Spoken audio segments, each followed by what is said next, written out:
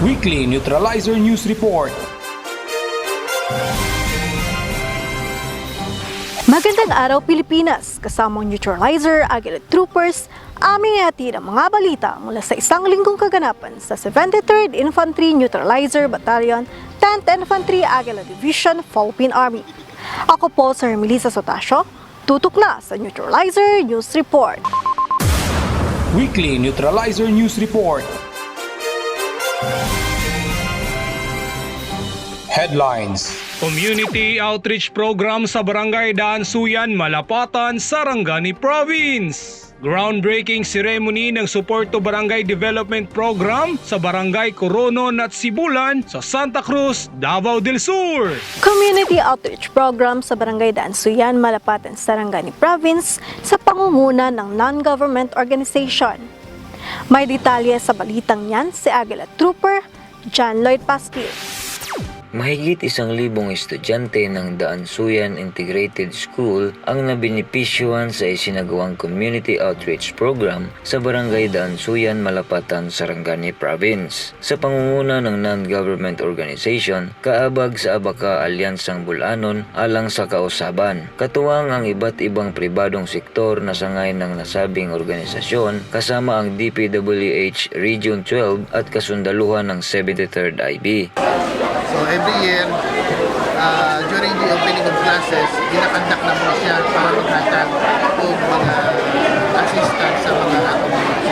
Naipamahagi sa mga estudyante ang mga school bags with school supplies na magagamit nila sa kanilang pag-aaral, kasabay din nito ang pamamahagi ng nasa 1,000 pares na mga tsinelas. Nagkaroon din ng feeding program para sa mga mag-aaral, gayon din ang pamamahagi ng medical supplies para sa eskwelahan na siyang magagamit ng mga estudyante sa oras na magkaroon ng mga di inaasahang disgrasya, habang ang kasundaluhan ng 73rd IB ay nagsagawa naman ng libreng gupit bilang parte ng nasabing aktibidad. Nagpaabot naman ng pasalamat ang ilan sa mga magulang ng mga estudyante na nakabenepisyo sa nasabing programa. Po dahil si Marilyn Pablo, taga Daansuyan, nagapasalamat po ko sa mga 73rd nga nagahata og mga suporta sa mga estudyante. Ilabi na sa ilahang pasalamat ko sa Ginoo nga nagiging safety ang ilahang paglaka og bless kay among mga estudyante nga nakadawat niini nga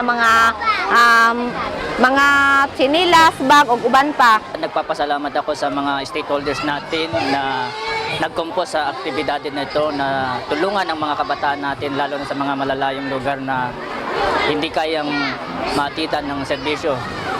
Ang kasundaluhan ng 73rd IB ay nagbigay ng konting tulong like libreng gupit. May maibigay tayong tulong dito sa mga kabataan na maging future leaders and future generation ng ating bansa. Kabataan ang pag-asa ng bayan, kaya mainam lamang na suportahan sila sa pag-abot ng kanilang mga pangarap. Mula dito sa Barangay Daansuyan, Malapatan, Sarangani Province, Aguila Trooper John Lloyd Pasquil para sa Neutralizer News Report. Weekly Neutralizer News Report. Pinangunahan ng lokal na pamahalaan ng Santa Cruz, Davao del Sur ang groundbreaking ceremony ng Level 2 water system at road concreting sa ilalim ng Support to Development Program o SBDP sa dalawang barangay ng Santa Cruz, Davao del Sur. May detalye sa balitang yan si Aguila Trooper Johnson Militado. Matagumpay na naisagawa ang dalawang magkasunod na groundbreaking ceremony ng Support to Barangay Development Program o SBDP sa Barangay Sibulan at Barangay Coronon, Santa Cruz, Davao del Sur sa pangunguna ng lokal na pamahalaan ng Santa Cruz, DILG, kasama ang kapulisan at kasundaluhan ng 73rd IB. Sa pamamagitan ng National Task Force to End Local Communist Armed Conflict o NTF-ELCAC, ibinaba ang pondo sa mga local government units na ilalaan sa Support to Barangay Development Program o SBDP sa mga barangay na dating impluwensyado ng mga komunistang teroristang NPA. Isa sa mga proyekto dito ang Rehabilitation Improvement of Level 2 Water System sa Barangay Coronon, kung saan naglalayon ito na mabigyan ng malinis na tubig ang komunidad na lubos na papakinabangan ng mga taga rito. Dako kayo na mong kalipay diri sa Barangay Coronon, labi na diri sa Sitio Kiblan. Kini nga tuwa karong project na sugdan na gyud, no? Dako kay namong pasalamat labi na sa ILCAC, sa 73rd IB nga isa man gid sa naga-sponsor ani uban sa pagtabang sa DILG o sa local government unit. Pinagi sa to ang Mayor Jose Nelson Tata Sala, no. Mao ni karon na download ang kwarta na ana ang 4 million. So nagsugod na ta, maghimo na tag reservoir kay mao may nakita manggod sa mga engineers nga nagkulang og reservoir ang amuang tubig diri sa barangay. So kung mahuman na ni, tama-tama na makasupply na dito sa ubos. So ang atong katawhan diri sa barangay makabenepisyo gid ani kini nga sa tubig. Sinimulan din ang programa ng pagdarasal ng ating IPMR o Indigenous Person Mandatory Representative kasama ang mga ahensya ng gobyerno. Langit, tana, agadan din. Labidan pagsiksi kami mga manubo. Purisog durong teknik. Laking tuwa at pasasalamat naman ng mga residente ng Barangay Coronon sa kanilang natanggap na proyekto. Magpasalamat ko nga naabot jud diri naabot na jud ang among gipaabot nga patubig nga mabuhatan nami og duha ka reservoir diri sa Purok Kibulan.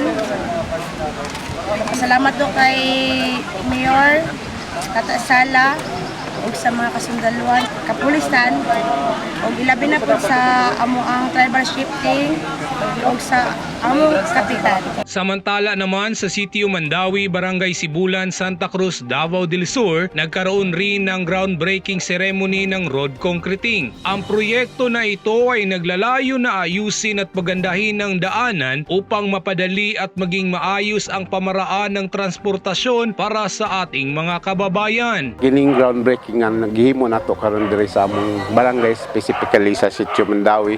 Dako gyud kayo ikatabang, dako kayo impact alang sa mga lumulupyo ni nga maong sitio tungod kay diri manggod nga lugar is kanang adunay daghan nga mga produkto sama sa mga prutas, lubi ug uban pa nga mga farm products nga diin mas mapasayon na nila ang pagpagawa sa ilang produkto tungod kay manindot naman ang dalan nga padulong diri sa ilang sitio. Laking tuwa at pasasalamat naman ng mga residente ng Barangay Sibulan para sa kanilang proyekto. Daghang salamat sa ahensya sa gobyerno nga naa na gyud sila diri sa MUA.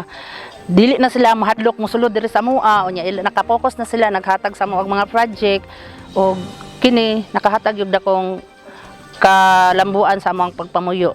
So in behalf sa Sangguniang Barangay ug sa komunidad niini nga among sitio, among gipabot ang among pagpasalamat no sa tanan sa nahimong kabahin niini nga among proyekto, ang ILCAC nga mao gyud ang naka-identify niini nga among project, tapos sa atong local government unit of Santa Cruz headed by our Municipal Mayor Jose Nelson Tata Sala ug sa Municipal Engineer's Office, sa mga taga 73rd IB, 10th ID of the Philippines Army, sa atong mga kapulisan, sa DILG, sa RPSB ug sa mga barangay officials ug sa lumulupyo niining maong sitio tungod kay kining mao nga proyekto dili mahimong malampuson kung wala sila o wala po ang ilang tabang. Ang SBDP ay kabilang sa mga programang ipinapatupad sa ilalim ng Executive Order No. 70 at bahagi ng pagsisikap ng pamalaan na maibigay sa mga barangay sa geographically isolated and disadvantaged areas o GIDAS ang kanilang mga kinakailangang infrastruktura at serbisyong panlipunan. Partikular na nagbigay ang programa ng suportang pinansyal sa mga tinutukoy na prioridad na programa, proyekto at aktibidad ng mga benepisyaryo ng barangay upang matugunan ang mga kakulangan sa pag-unlad.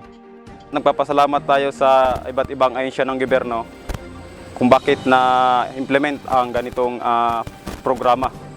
So nanguna sa lahat yung local government unit ng Santa Cruz sa pangunguna ni Honorable Mayor Jose Nelson Sala. And then syempre yung mga barangay functionaries, yung aming PNP counterparts kung saan nagkahayusa para mas ma-implement ng maayos ang ganitong project and para sa mas maunlad at mapayapa na One Santa Cruz. Ang kasundaluhan ng 73rd IB patuloy na sumusuporta sa mga programa ng ating gobyerno sa pagpapatupad ng kahusayan tungo sa mapayapang komunidad at maunlad na pamayanan. Aguila Trooper Johnson Militado para sa Neutralizer News Report, your soldier, defender, and your friend. Weekly Neutralizer News Report.